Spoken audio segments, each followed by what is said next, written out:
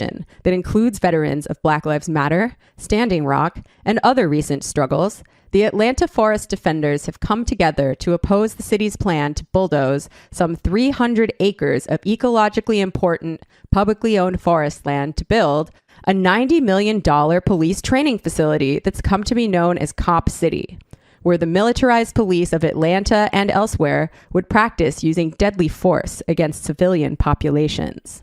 For an inside perspective on what's going on, I spoke with a forest defender named Sarah, who requested we obscure her face for security reasons. This is being opposed on the basis that giving more police resources, a huge amount of public space over to the police is something that obviously is only going to serve to further violence and militarization of police. And Cop City, it wouldn't train only Georgia police. It would train police all over the country. A recent poll by Atlanta Community Research of nearly 400 residents of the majority Black working class neighborhoods that border the forest found respondents to be almost unanimously opposed to Cop City.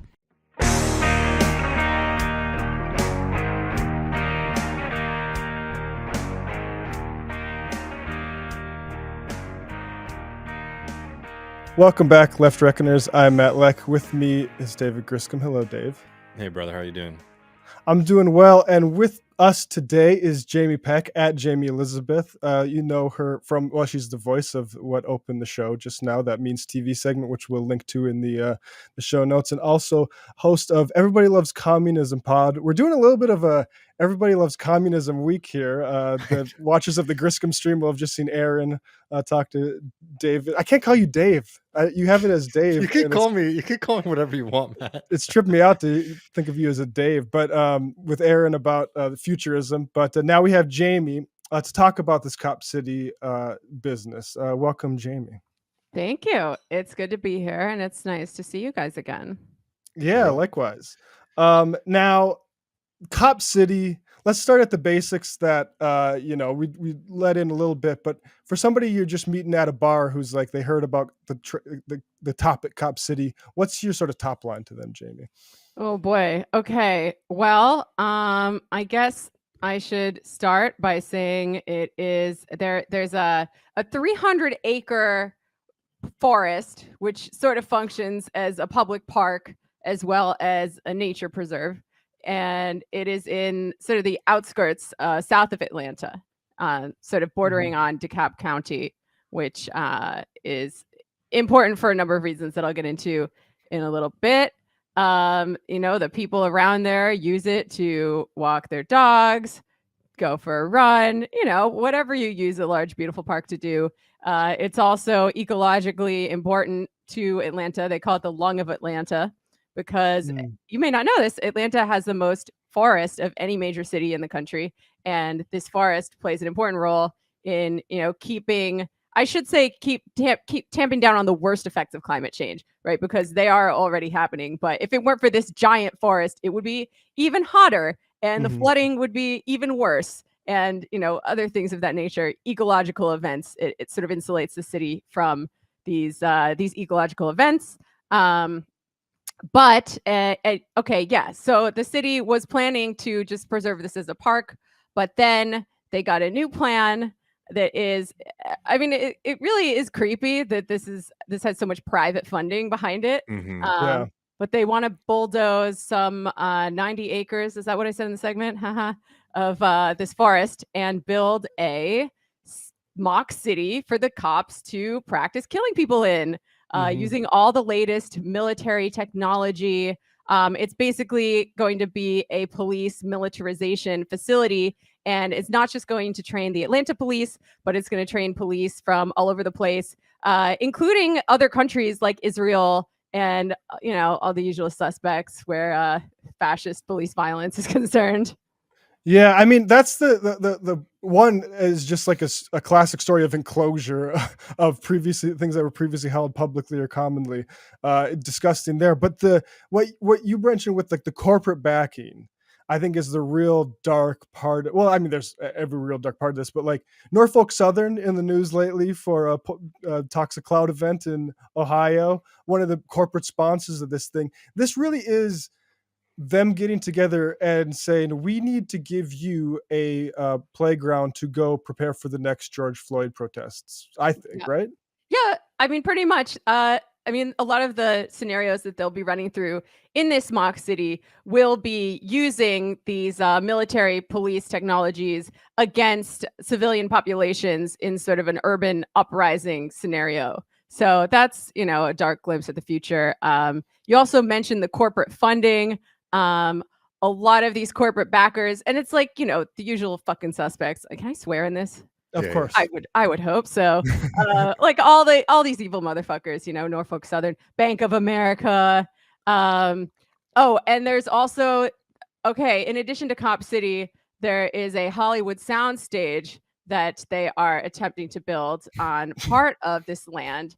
And this is really fun. I actually just found out about this. So the Atlanta Police Foundation is this nonprofit. Anyone can make a nonprofit. In this case, it is the corporate backers are using this nonprofit to funnel the money to Cop City. It's not just like concerned citizens who want to donate to charity for the police. No, it's the corporate backers, right? But they're falling short of their fundraising goals, due partly to all the pressure that's been put on investors, and at least one or two of them have already dropped out, right? So what is happening now is Shadowbox Studios, the Hollywood soundstage, is actually in talks with them to cover the budget shortfall. And minutes from a meeting that just came out today actually discuss a plan to sort of, barter a little bit, right? This is like the different sectors of capital sort of collaborating with one another. So in exchange for this funding, the cops are going to let the Hollywood soundstage actually use their training center to film in case anyone was confused about the ideological function. It makes that connection really close because, people always talk about like propaganda and stuff, and like a lot of people's imagining of what the police are going to do comes from movies that like somebody gets in the house and the cops are going to show up in 10 seconds to get the bad guy. Not what happens, folks. Sorry. But to literally like, we'll actually fund like your militarization project, but like, and then we'll also make some movies about y'all too that make you look good too. It's a pretty blatant and open relation. That's pretty amazing. Yeah, there's a content opportunity. Can you talk a little bit about the forest defenders and the community resistance to this? Because I want to stress, I think those corporations, to the extent people talk about outside agitators, that's the outside agitation, is these things start trying to be imposed on communities, and it's absurd, like a giant mothership of like police violence. And it's absurd that, but you've spoken with forest defenders.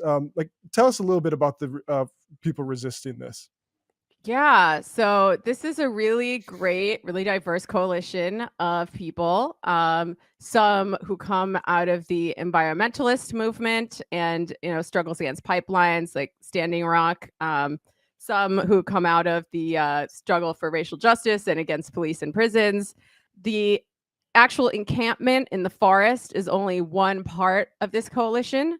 I was there for the week of action last week. I even camped a little bit, not the whole time, for reasons I won't get into here.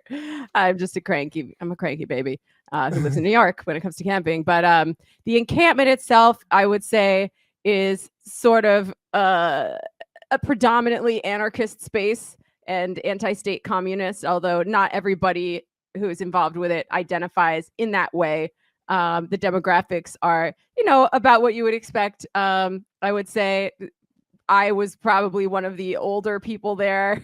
A lot of young people, which is great because we need their energy. Sort of majority white, but not all white, sort of downwardly mobile, middle class millennials and Gen Zers, and a scattering of, Black people and other people of color as well. I think one thing I've noticed about this that is different from other things that I've been involved in is the strength of the coalition is really, really, really good. So this is not the only group involved. It's not just a bunch of, crusty anarcho-punks camping in the woods. Not that there's anything wrong with that. There are also some really solid Black-led community organizations involved. The community movement builders, led by Kamau Franklin. There's a coalition of clergy members. Actually, I was really impressed when I heard the Reverend Kiana Jones speaking out against it. There was a big march downtown one of the days during the week of action that really brought together all of the different parts of this coalition. And you really saw just how many different segments of the community are arrayed against this. And certainly lots of Black leadership in Atlanta. Not the people who are holding political office, but clergy and leaders of other community groups they were there at the Martin Luther King Center calling out who they refer to as the Black misleadership class for, basically spitting on Dr. King's legacy. Yeah, this is a test for, just to say, like, the Dem leadership has been quiet, if they said anything at all, tepid, and like this is a big test for like Warnock, I would imagine. Yes, Warnock was name checked during this rally. I did hear people saying nasty things about Ossoff as well, but I guess no one ever really had that much faith in him to begin with. You don't like Warnock has a pedigree that he knows better, especially if there are other pastors speaking out against this. Well, one would hope. Ossoff is a suburban guy, I imagine. So it's like, yeah, he's like, whatever. But yeah, people were definitely mad at him. They were mad at Andre Dickens and, other people who are just really, look, nobody mentioned it, but I am a little disappointed in Killer Mike as well, as a well-known Black progressive in Atlanta. He hasn't said anything about this as far as I know. Wow. Yeah. I've been disappointed with Killer Mike before, so this is not like a total surprise. But I guess if you would have polled me on that, I would have thought he maybe would have said something. Well, maybe he will. Let's go, Killer Mike. Come on, yeah, man. let's do it. But everybody tweet at Killer Mike. But like I was hoping to talk just a bit more about like your sense of like the community coalitions, because like when we've covered it on Left Reckoning, like one of the things that we were noting was you have all these local politicians in Atlanta who are saying like, oh well, nobody's really upset about this, right? Like locally, which is just couldn't be further from the truth. As you were saying, like there are very significant and organized and mobilized groups, but even going so far as to say like nobody's showing up or talking to us. I can't remember what one of the members of the city council was saying that. But we played that clip on the program, right? So like, in addition to like the policing aspect and like the corporate aspect, like there's also just like this fundamental, like democratic, like I'm using like not this, the, small d, like lack here, where it's like people in the community are saying, we don't want this coming in here. And it's sort of being bulldozed and forced upon them by the political class. Yeah. Look, you don't have to be an abolitionist. You do not have to want to get rid of cops and prisons and the state completely to not want your park taken away. Like you do not have to be a full-on abolitionist to not want, a shooting range like 10 feet away from where your kids are playing, or like random explosions going off at all hours of the day and night. The hope is obviously that some people will come to this struggle because they don't want their park taken away and wind up coming to a more radical politics over the course of struggle and working with lots of other people and, building coalitions and whatnot. And just anecdotally, I would say that I am very impressed with the coalition building that has been happening here. Unfortunately, I've been in some other situations where my white anarchist comrades do dumb things sometimes and they get yelled at and they deserve to get yelled at. And I do not see that happening here. Like everyone seems like they're really happy to be in this thing together. And that's good. And I'm curious, like it seems also like savvy, like you mentioned the thing about keeping an eye on the funding and things falling through and potentially like as a goal to, encourage more of that. Like the keep an eye on funding, and also a major event happened, which is a fucking killing by these cops, killing Tortuguita. And we have, you mentioned in your Means video, like the cops saying, such and such, don't believe that. And it turns out that actually, they've done an autopsy now. And with regards to ballistics, it looks like Tortuguita had their hands up. and so this was basically an assassination by a bunch of cops. Like, I'm curious how like that has played into like the morale of the different like sort of resistors. Like, what's the response to that been like? Yeah, I mean, I'm sad I never got to meet Tortuguita. The first time I went down was after they had already been killed by the police. It was definitely, a little scary, I will say. One of the reasons I did not sleep very well in my tent the night that I tried to camp there was, there were a lot of things going on, but like there was a police helicopter circling overhead and somebody had just recently been killed there. And, that definitely made people really anxious. But at the same time, I think a lot of people felt that if they gave up now after one of them was killed, they would be showing the police that those kinds of tactics work. So for the sake of everybody's future safety, we need to show them that that does not work and we are not afraid and we're not going to give up just because they came in and murdered someone. In fact, I think since that happened, the tide of public opinion has been even more swayed against the police because, they're trying to charge all these people with terrorism just for being at a fucking music festival. But which side has killed a person and which side has not?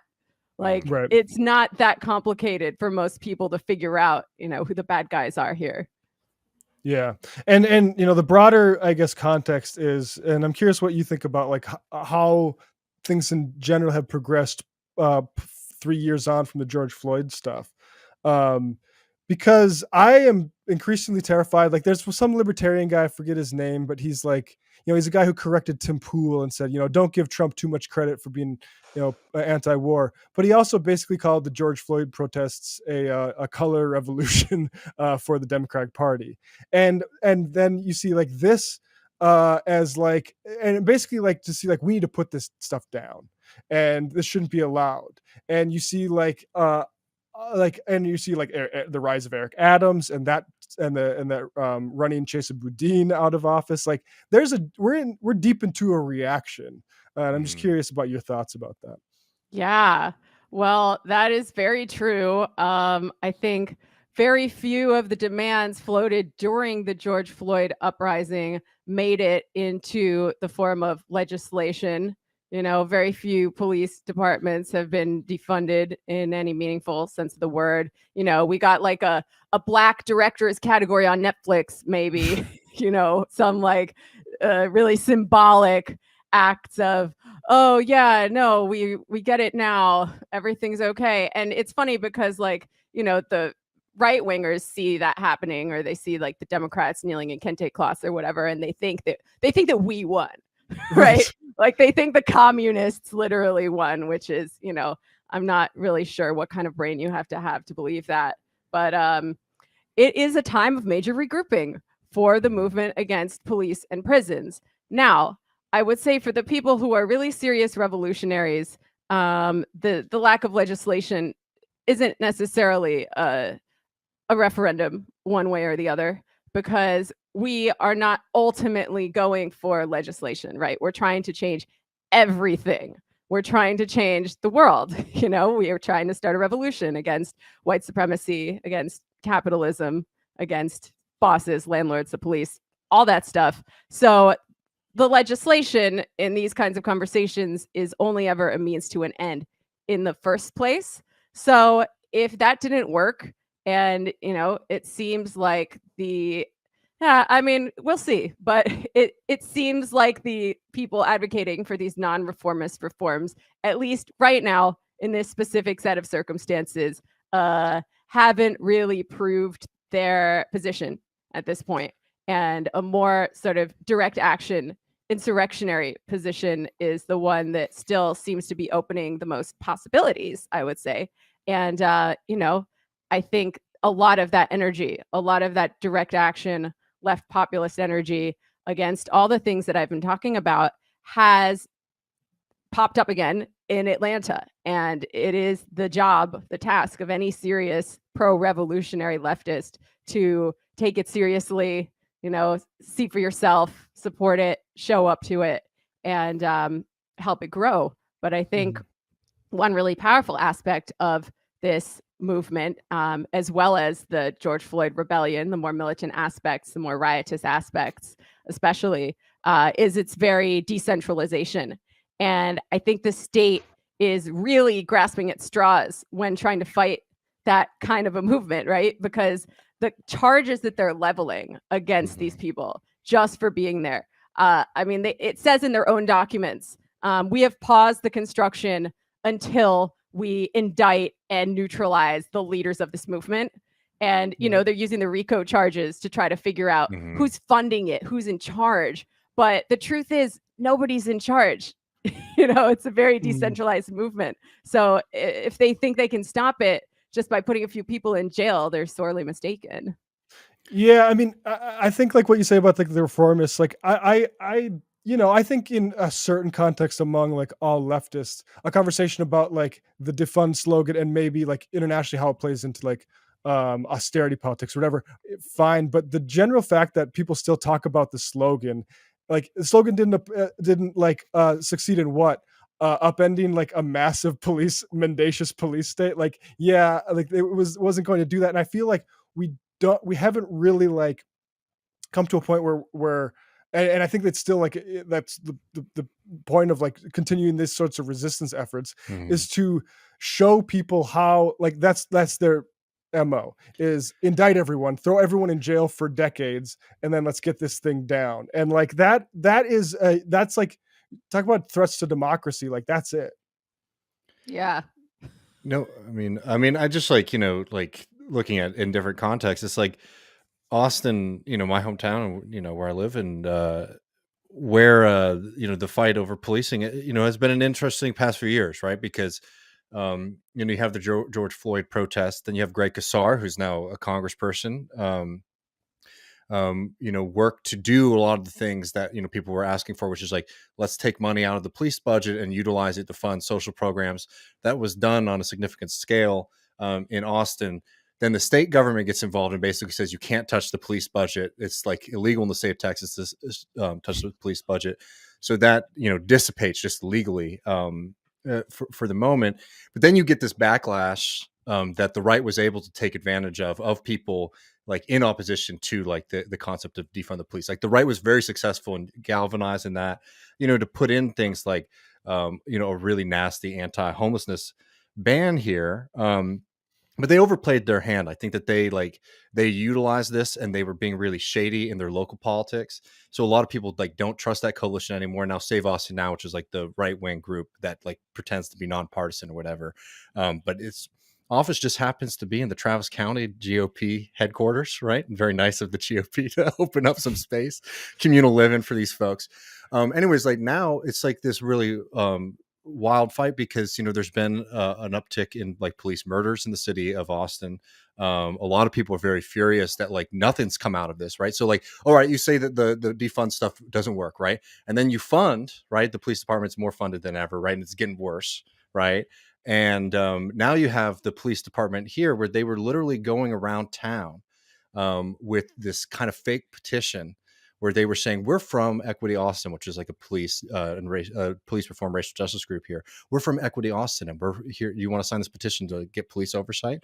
And the petition had nothing to do with police oversight, right? It was a grab bag funded by the police department, right? Which is like, shouldn't be surprising listeners of the show. I know it's not surprising to you, Jamie, but like the lack of respect that police departments have for democracy, to straight up lie to people, say like, put your name on this petition, and, you know, then utilize it to like you know, to bolster the police. Anyways, and then there was like this really big thing that happened here recently where so like there's gonna be a big fight later this year in Austin about police oversight at the ballot, but they try to subvert that from happening. The police did by negotiating like miraculously this 4-year contract that, you know, funded them very well. And ironically, actually, they accepted a bit of a pay cut to not have police oversight, which again shows you why you should be worried about the cops. Anyways, like what I'm saying though is that like a lot of people, I mean, they'll make that upselling fake vaccine cards and other stuff. But go ahead, David. It's like I'm saying, like, sorry, I'll hold this thought for later. Well, I'm just saying about the trajectory of like what's happened post George Floyd is that like a lot of people came into this movement and basically this police contract comes up, right? And like the person who like the progressives might have wanted to win the mayor election here didn't win, and a more kind of like old school Democrat, Texas guy politician wins that election. So everyone's like, oh, this is the police are about to get super powered, right, from this guy. And everyone shows up at the city council meeting, like a really incredible eclectic group of like police reform to abolitionists, to all different kind of folks show up and just shut that shit down. The police contract gets rejected, and there'll be a vote in May where the police oversight, bill will be on the ballot alongside the crazy pro cop one that also pretends to be a police oversight bill. So we'll see how that happens. But what I'm saying is that, like, if you look at like the length of the struggle, right? Like there's this mobilization, and people have been doing the work before that, don't get me wrong, but like a lot of people get into it during the George Floyd protests. And you see ups and downs over the past like few years of like the homeless law to like these other kinds of fights, so it's, I guess it's like, it's hard to say like what side, like what has got momentum and what has lost momentum, when it's like a lot of these things were actually building up like, community and coalition, so that like when this crazy midnight deal, like literally was like a day and people had to show up the next day to stop this from happening. There were like people like me, and then there were like sweet old Christian Texas Lutheran women who were there with their congregation against the police contract, right? So like regardless of like the sloganeering of like the protests and defund and all those kind of stuff, it's like there's no doubt about it that there's like a tremendous amount of momentum, I think, and real community work that's coming out, and you're seeing it in Atlanta and you're seeing it in places like Austin that I think we should be hopeful for. Oh yeah, for sure. I mean, you were talking about the deal that the police got just now. They accomplished what, many very intense strikes could not accomplish in the 1970s, which is to say, to achieve more control over their own workplace rather than an increased wage, which, guess what? When the police do that, it is bad. Police unions, one of these things is not like the others, because they exist to keep the rest of the workers in the world from getting what they want and what they deserve. Yeah, but other unions should be like them in that sort of activities. Yeah, I mean, I take that point, Dave, and I think like I probably did frame it, too much in the reaction is washing over us, but like there are countervailing indications. I mean, I think the resistance to Cop City is another one. Yeah, exactly. And that's what I'm saying. It's just like, who knows? Like, I mean, we all have opinions on what's going to happen, hopefully. But like, what I'm saying is that like, a lot of these things are just like, something happened that really, I think, put up a portrait in front of people's eyes, and they had to sort of react to it. And we're seeing, and like, how people feel about one thing and what happens are two different things, if you get what I mean. Like, organizing is everything, like figuring out like avenues to be able to achieve these things. Like, I don't know. I'm just like, I had a really nice conversation with Aaron earlier today, and I'm like feeling like we got to be like optimistic, about trajectories of things. And sure. I know we are too. Yeah. I mean, just because I'm pessimistic about the legislative part and the, electoral piece doesn't mean that I'm pessimistic about the movement in general or the revolution in general. I just think it's probably more likely to come as the result of direct action, people not waiting for the people that they voted for to do it for them, because in this case that failed. And that's one of the great things about this movement is it's showing people that they don't have to ask permission. They don't have to wait for anyone. They can just jump in and get to work on something with their comrades. And guess what? I mean, the proof is in the pudding, right? It's been a year. It's been over a year. Totally. And Cop City has still not been built in any substantial way. Every time they try, this building site gets sabotaged. So, yeah. Yeah. I don't want to put you. Yeah. I don't want to put you on the spot, but I'm curious if you have any like sense or info about like the divestment stuff, right? So like big players were like pulling out of Cop City. Was there like an active campaign to sort of pressure corporations to pull funding from it? Oh yeah. So that was, I mean, that's like, yeah, I mean, like that's significant too in and of itself, right? Like recognizing that capital is the one that has a lot of power, like coming at them like you come at a politician, slowing down that project pretty significantly. For sure. Yeah. And also, in addition to these corporations, which, by the way, many of them have offices in lots of major cities. So that's just one of many ways that people who are not in Atlanta can get involved. They showed up at the houses of some of the people on the Atlanta City Council. And this was not their first choice. They did this because the city council was meeting remotely. Otherwise, they would have showed up to the city council building. This was not just, oh, we know where you live, we're going to intimidate you. Look, I mean, you go back into our beautiful founding era, and we all knew where our representatives lived, and we could all go yell at them at their house. So that's just, to me, I think, good. Proud Jamie, American tradition. Talk about Everybody Loves Communism. Oh, sure. We love it, Aaron and I started Everybody Loves Communism largely due to our imposter syndrome. We felt like we hadn't read enough books and theory and history to, be so opinionated. So we started this podcast that would force ourselves to read more things and to learn more things, and other people can learn along with us. Then I brought on my buddy Jorge, who I've done a lot of DSA political education work with. He had never done a podcast before, but I think he's really risen to the occasion.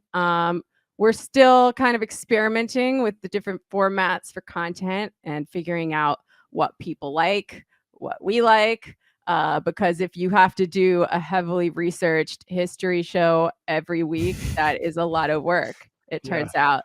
And not everyone can be citations needed, okay? So we have some episodes where we talk about the news. We have some episodes where we talk about pop culture, and people seem to like those too. So yeah, check it out.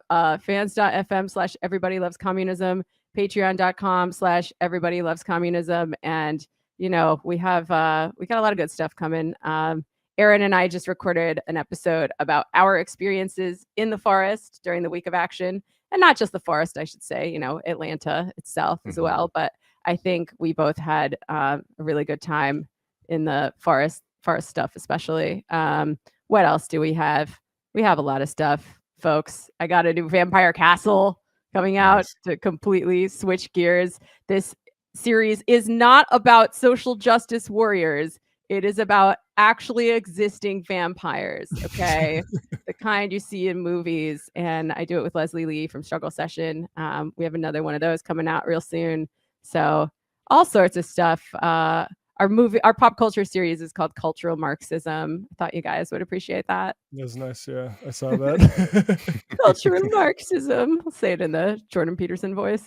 Yeah, I mean, I think more of us in this space need to utilize the AI voices and have Jordan Peterson guest on our discussions of Rosa Luxemburg and stuff. You guys should do that. If you don't do it, I'm stealing it. It's just like I used to be hungry about this stuff when I was younger, and now I do need to get on that. You're right. Jamie Peck at Jamie_Elizabeth. Thank you so much, Jamie, for spending the time with us today. Yeah, really Thanks appreciate it. for having me. Anytime, guys. Love to cross-pollinate the shows. Hell yeah.